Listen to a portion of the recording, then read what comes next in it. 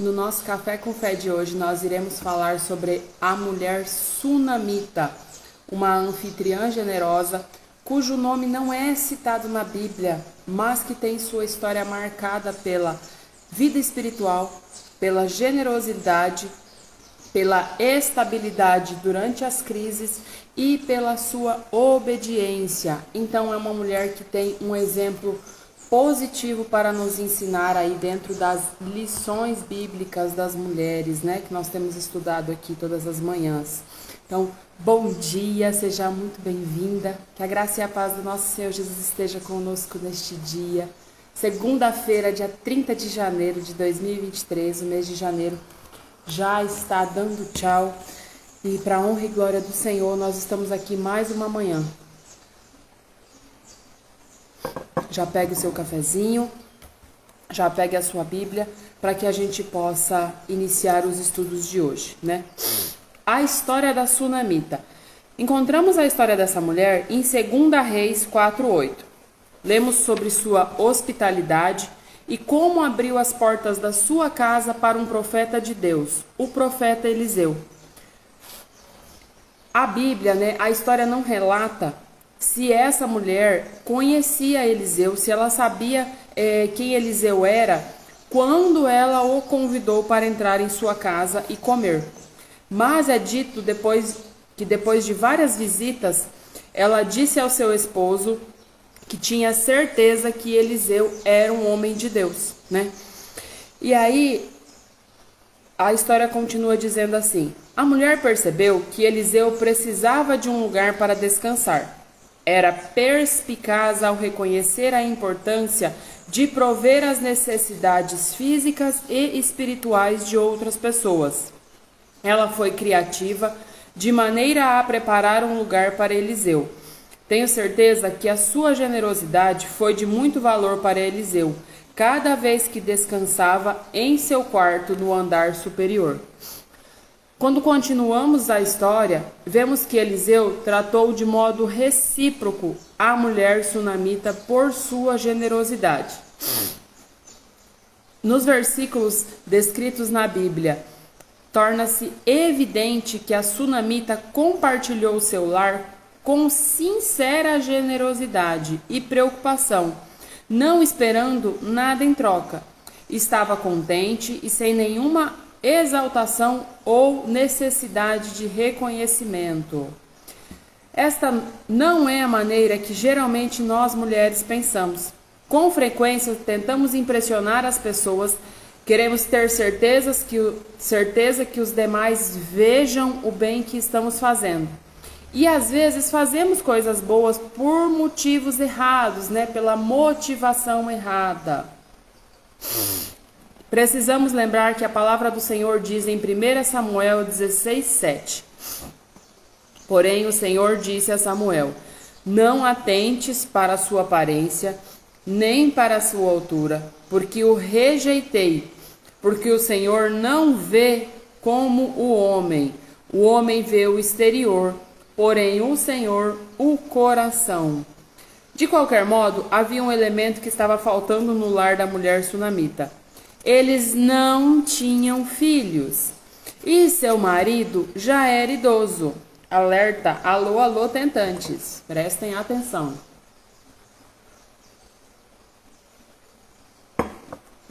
Mesmo assim, ela não pediu por filhos quando teve a oportunidade.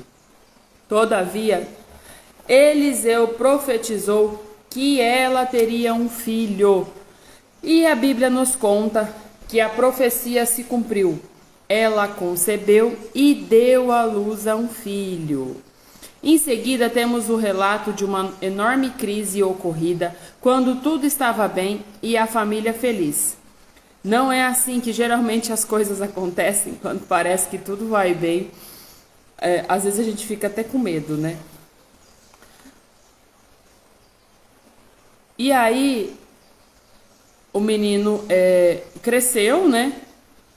E saiu com o pai certo dia. Ele tomou e levou a sua mãe. E aí aconteceu que o menino veio a falecer. Não houve queixas e nem amarguras, nem altos choros. Ela simplesmente partiu com a decisão fixa em seu coração de encontrar o profeta Elias. E aí o relato continua. Chamou seu marido e lhe disse: manda-me um moço e uma jumenta, para que eu corra ao homem de Deus e volte. Porque vais? Não é dia. Ela disse: não faz mal.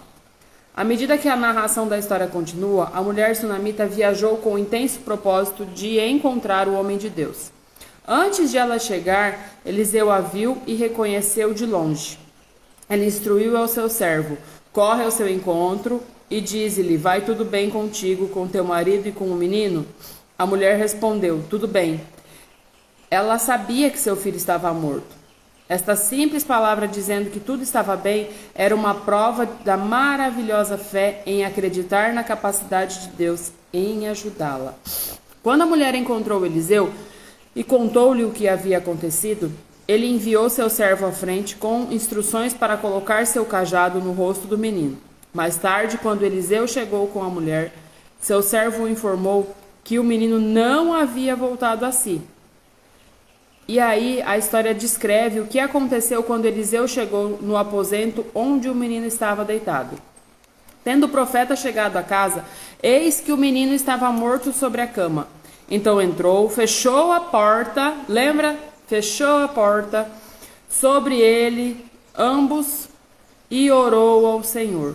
Subiu à cama, deitou-se sobre o menino e, pondo a sua boca sobre a dele, os seus olhos sobre o dele e as suas mãos sobre a dele, se estendeu sobre ele.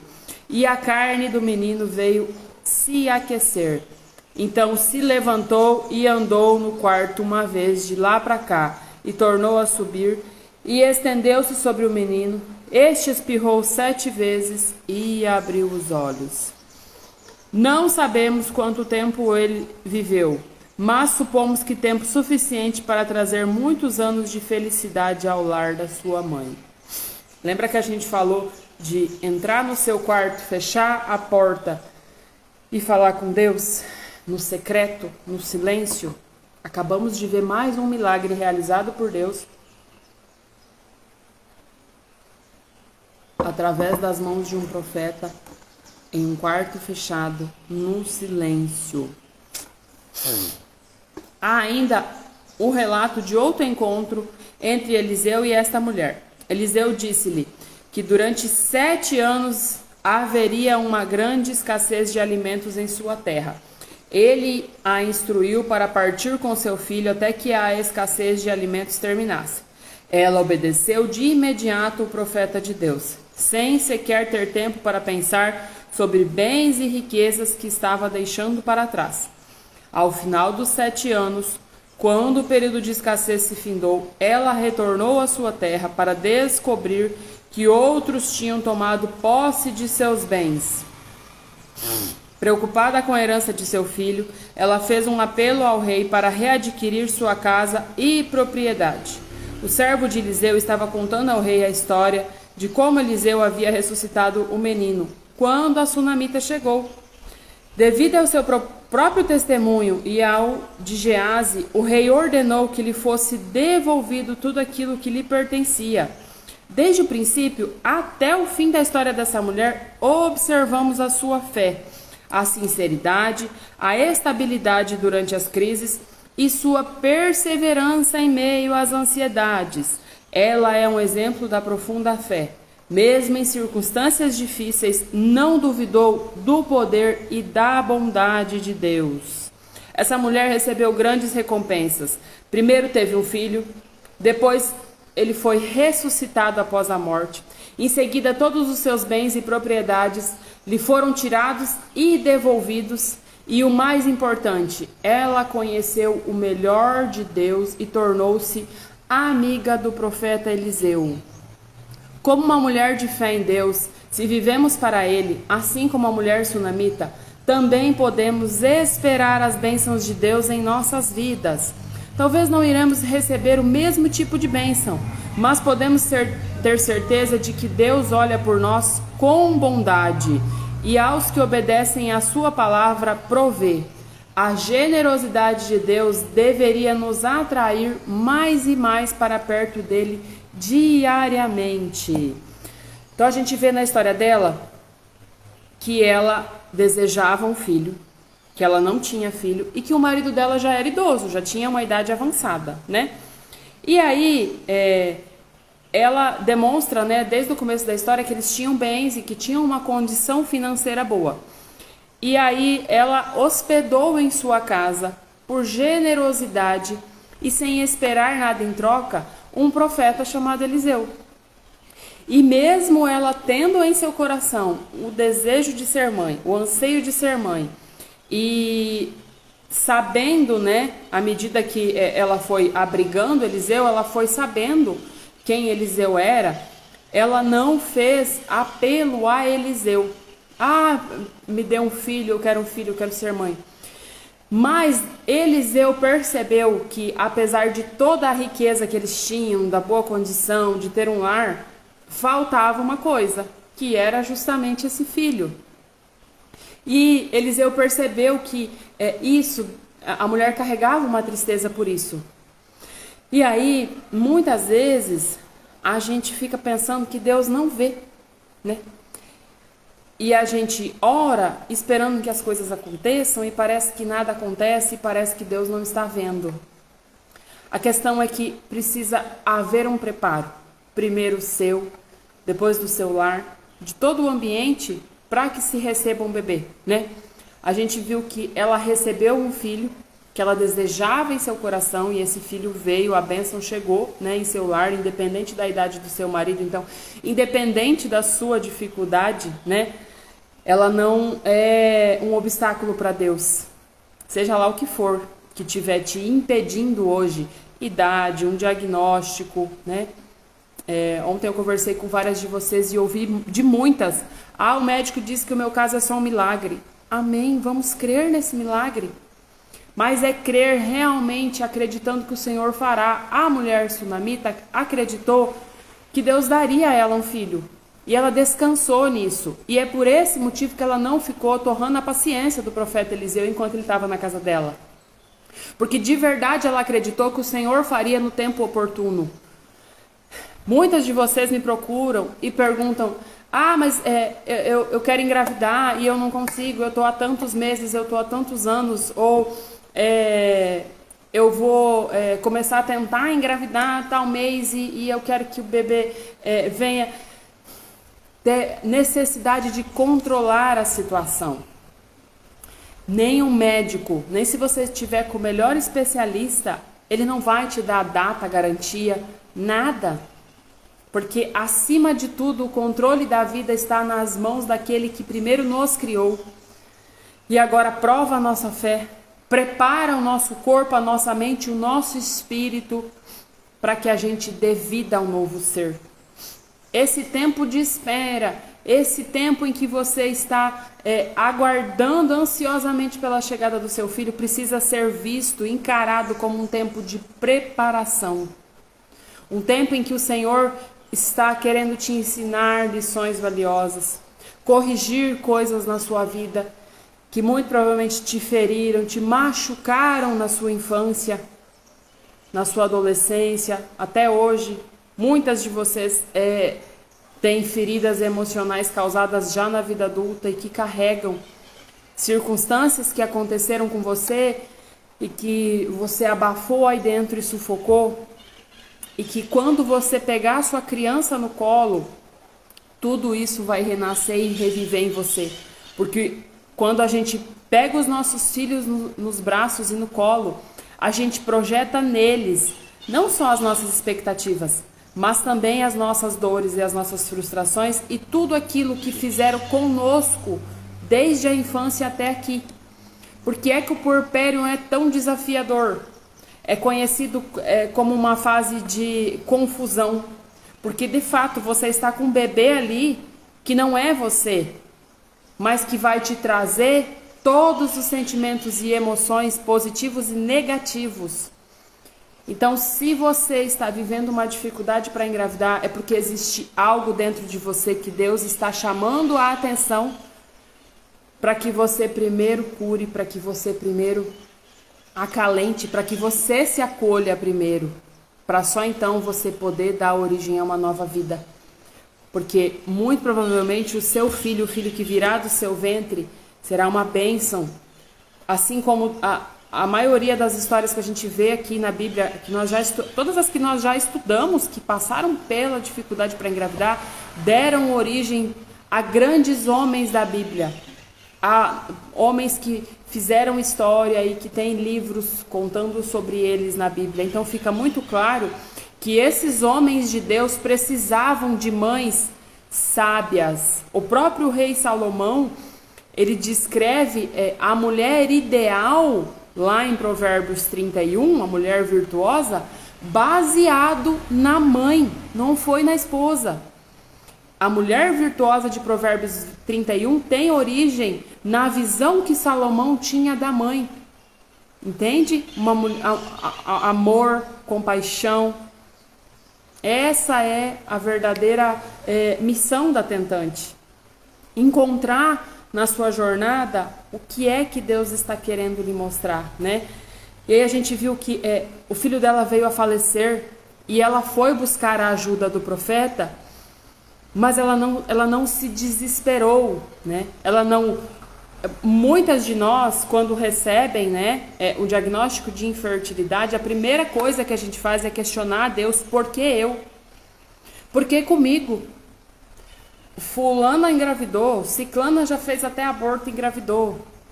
Esse tipo de pensamento é natural e ele vai surgir, mas a gente precisa despertar e aprender a lidar com essas emoções negativas que nos fazem mal, que inundam o nosso coração de sentimentos ruins e que afastam o nosso bebê. Pouco importa o que a outra fez da vida dela, é entre você e Deus. Foi entre a sunamita e o profeta de Deus.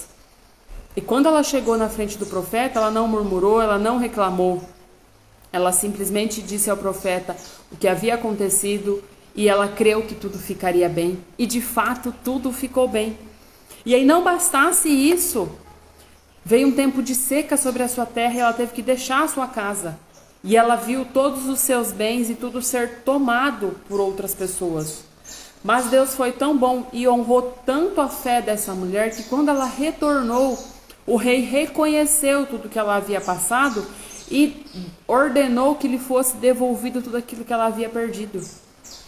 E aí eu trago isso até comparando a minha história, né? Porque a fertilização, o processo de FIV, não é um processo barato. A gente sabe que é um processo caro, a gente sabe que é um processo que custa dinheiro.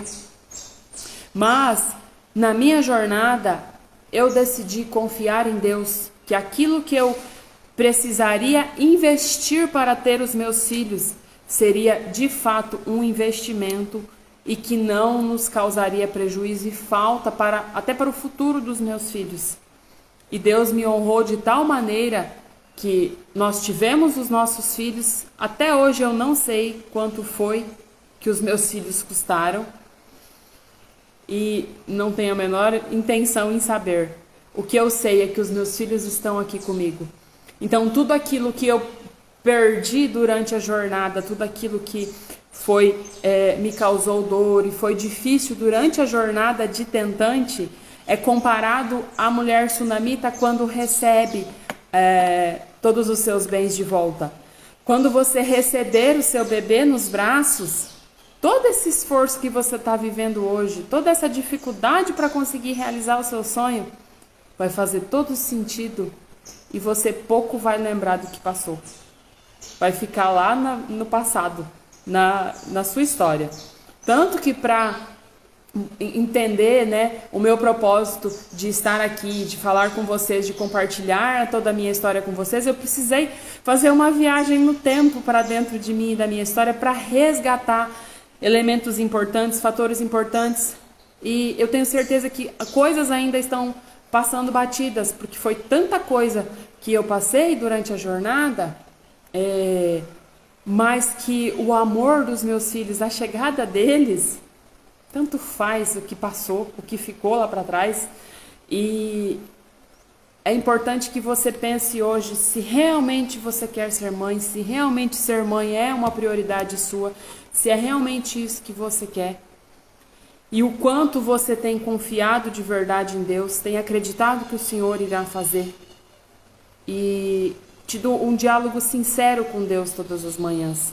Não cobrando a Deus, não dizendo para Deus assim, se eu fizer tal coisa, o Senhor me dá filhos. Eu vou fazer tal coisa e o Senhor vai me dar os filhos. Não é assim.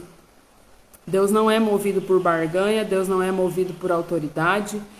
É no tempo dele e é no tempo perfeito. Porque a gente vê nas histórias da Bíblia que as mulheres que demoraram a engravidar precisavam aprender alguma coisa, precisavam de fato ir para uma nova etapa da vida, precisavam evoluir, precisavam encontrar um ponto de equilíbrio, alguma coisa precisava ser ajustada na vida dessas mulheres, assim como precisou ser ajustada na minha vida e hoje precisa ser ajustada na sua vida para que Deus permita você gerar. Existe um propósito dentro do plano de Deus para a sua vida, para você estar vivendo essa dificuldade. E a resposta está aí dentro de você. Então pare de se preocupar com a opinião dos outros, porque não são os outros que irão engravidar e da mesma forma não são os outros que vão carregar uma dor de uma vida que você vai sentir. Se você acha que agora você se lamenta por não ter filhos, eu posso lhe garantir que lá na frente, quando você estiver ainda mais velho e não for nem possível mais, essa dor ainda vai ser maior.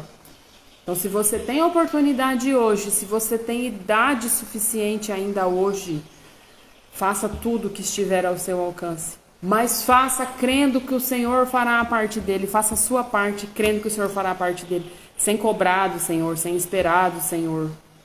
Não dá para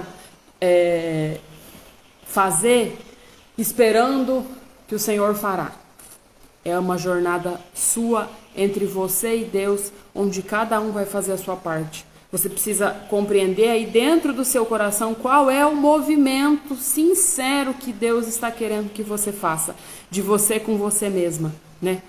Feridas emocionais relacionadas aos pais, aos avós, aos cuidadores, as pessoas que te acompanharam durante a infância. A gente tem a tendência, inclusive, de projetar no marido problemas que a gente teve com o pai.